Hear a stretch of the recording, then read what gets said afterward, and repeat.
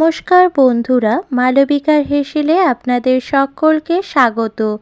আজ আমি ম্যারিনেটের ঝামেলা ছাড়াই আপনাদেরকে চিকেন কষা রান্না করে দেখাবো। তার জন্য প্রথমে কড়াইতে সাদা তেল নিয়ে তেল গরম হয়ে এলে এবার এতে দিয়ে দেব এলাচ, লবঙ্গ, দারচিনি, তেজপাতা।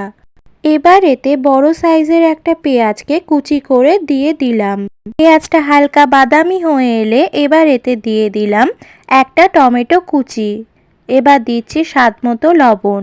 পেঁয়াজ আর টমেটোটা একটু ভাজা হয়ে এলে এবার মাংসটাকেও ভেজে নেব পেঁয়াজ আর টমেটোর সাথে।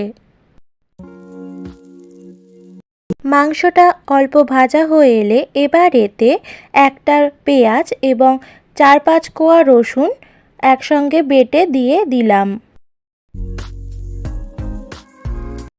এবার এতে 1 চা চামচ গ্রেট করে রাখা আদা দিয়ে দিলাম।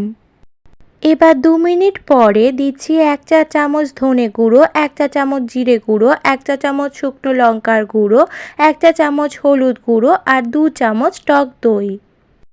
এবার মশলাগুলোকে ভালো করে মিশিয়ে নেব। 7-8 মিনিট মতো মাংসটাকে কষিয়ে নিয়ে এবার এতে দিয়েছি 4টে মতো কাঁচা লঙ্কা। এবার এতে পরিমাণ মতো উষ্ণ জল দিয়ে দিলাম। এবার ঢাকনা দিয়ে কিছুক্ষণ মাংসটাকে ফুটিয়ে নেব, তাহলে মাংসটা ভালো মতো সেদ্ধ হয়ে যাবে।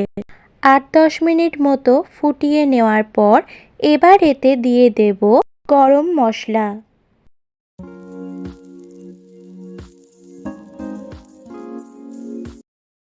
গরম মশলাটাকে ভালো করে মিশিয়ে আরও 2 মিনিট মতো রান্নাটাকে গ্যাসে রেখে দেব।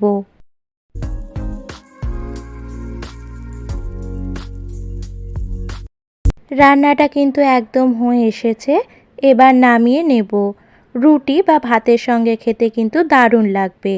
আমার রান্নাটি যদি আপনাদের ভালো লেগে থাকে তাহলে লাইক করবেন, কমেন্ট করবেন, সাবস্ক্রাইব করবেন আমার চ্যানেলটিকে। ফিরে আসবো পরের দিন নতুন রেসিপি নিয়ে।